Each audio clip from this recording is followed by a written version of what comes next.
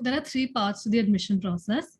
The first is the application form, in which we're required to fill out all our personal details, our grades, and our extracurriculars.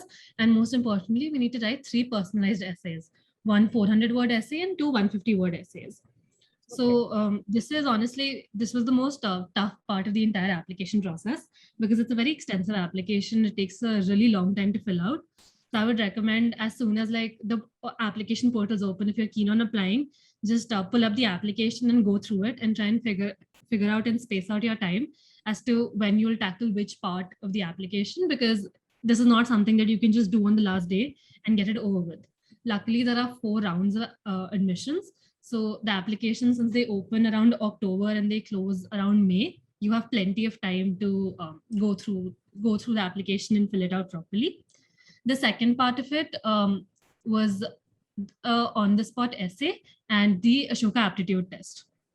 The on-the-spot essay is basically you have 30 minutes and you're given an option between 2 topics. You choose a topic and you have to write an essay in 30 minutes. There's no word limit, only the time limit. And the essay topics are pretty simple. They're usually very general, relating to issues surrounding the youth. They can be related to climate change, racism, sexism, or even something related to architecture and history. And since you get to choose between 2 topics, you never really get stuck in that position where you don't know anything about these topics.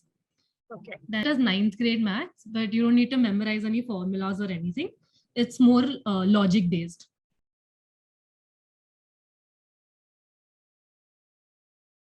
I didn't do anything specifically to apply to college. I didn't take up any activities, but because again, it's a liberal arts university and they have a very holistic approach, it's always beneficial to include as many extracurriculars as you can, because they don't focus on just one thing. You might have the most stellar marks, but with that, you might need a couple of extracurriculars. So it always helps to try out extracurriculars and just put them. So in the application, you're required to put 3 compulsory extracurriculars and 2 optional. So it never hurts to put in something, even if you've done it at the base level, because they just want to understand who you are as a person and whether or not you're willing to try out new things, what all have you done in the past, and whether or not you would be a good fit for the liberal arts environment that is there in the university.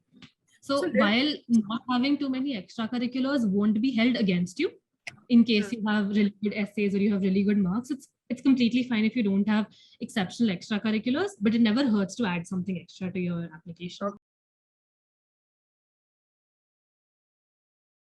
Essentially, with liberal arts, the idea is to give students a more well-rounded education in not just the stream or the major that they've chosen, but in other topics that may or may not be related to that particular major.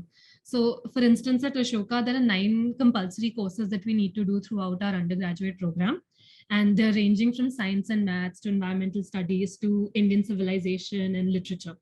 So when we do courses like these, we get a good idea of potential majors that we might want to do in the future. And also learning these subjects helps us apply a lot more common sense into the streams that we're already pursuing.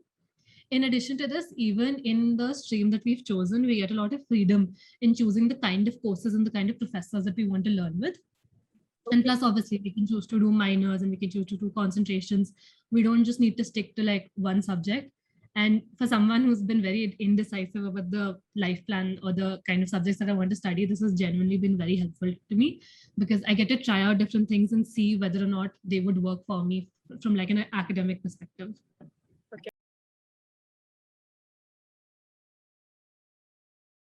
I'm going to be majoring in economics with a minor in entrepreneurship.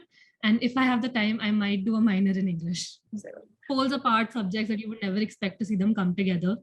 You can do that. And here the best part is I might try out an English course and feel like, okay, this subject isn't for me. There's no compulsion that I have to complete the degree.